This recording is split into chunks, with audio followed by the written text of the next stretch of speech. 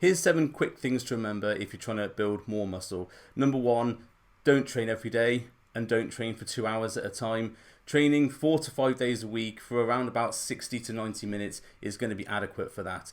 Also, if you are training for 2 hours lifting weights, you're probably not lifting hard enough. Don't ice the cake before you eat it. Doing these really complex isolation movements that I see a lot of people doing because they've been told to do them by Instagram people. These people haven't got a foundation of muscle to be able to then isolate and target with those isolation movements. Then don't try and do all these fancy isolation one arm curl things or one arm pull down things. Use compound movements and make sure your workout is built around that. So don't lift really, really heavy. So they think, oh, look at that big guy over there. He's really big and he lifts heavy. So to get big, I must lift heavy. This muscle can very effectively be built between 40 and 80% of your 1 rep max. Muscle is built more effectively between around about 7 to 15 reps. So that's the rep range you want to be in, and don't lift super heavy all the time. What you'll end up being is the most injured guy in the gym, most likely. Part number 4, try and hit a body part twice in a week. Now by this I don't mean you do a smashing leg session and then 2 days later do another smashing leg session. So think a little bit smarter. Don't try and smash the body into submission so you can't walk for a few days. Do enough to trigger the signal to build muscle and then come back a few days later and do a little bit extra to send that signal again. Fuel your workout. A lot of the guys that I work with who aren't really in shape don't eat enough carbs to fuel their workout. So they're leaving their gains on the table, if you want to use a Fit Pro analogy.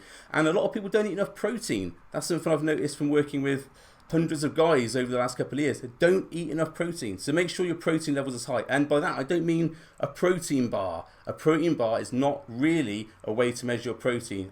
Whole foods, whey shakes, those sorts of things, that's what you want to be counting. Be inspired by Instagram, but don't be influenced by it. Doing really weird things because some guy or some girl on Instagram has done it, and they are normally genetically blessed with big arms, big chest, or big glutes, and doing this weird thing where they got the camera angle just right so their bum looks really good or their chest looks really good.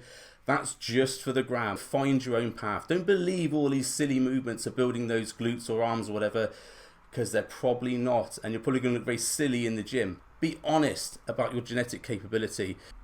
Kidding themselves that they're going to get to this pro level status or to look like people who are pro level status. People who are like that, sort of, who have massive amounts of muscle or really good shape or whatever, genetically they've been given that. And people beat themselves up because they can't get to that. They can't emulate that sort of physique.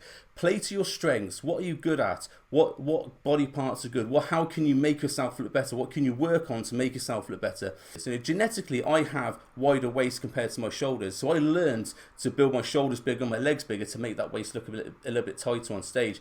That was something I had to work with. I couldn't change my genetics. I couldn't change my hip structure. So I changed how my body looked. Think about what you can improve and what you can build on and get stronger and better at those things. Okay, have a good day. Hope that was helpful. See you later.